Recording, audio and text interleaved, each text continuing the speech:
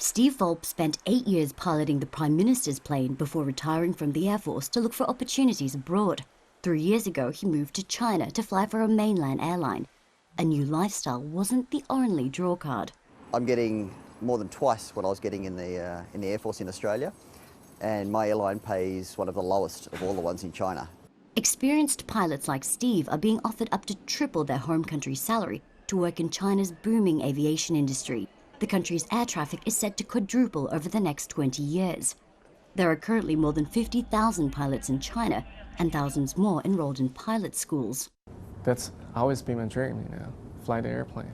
But there's a shortage of the experience needed to expand. In Australia, mid-level pilots are paid about $200,000 before tax. Chinese airlines are offering salaries from $300,000 to over $400,000 a year, tax-free. Industry experts expect the demand to last decades. No matter what number of pilots we could obtain, we can employ them here. Douglas Ward says many Chinese carriers look to Australia first. It's as if Sydney, Melbourne are in China's backyard. He says paychecks aren't the only pull.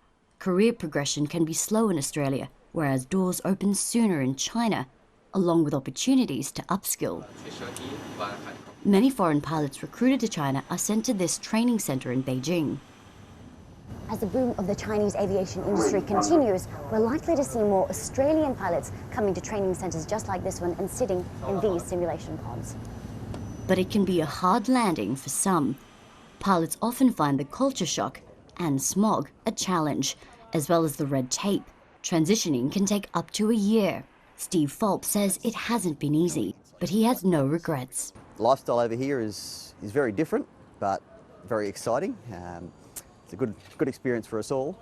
In Beijing, Katrina Yu, SBS World News.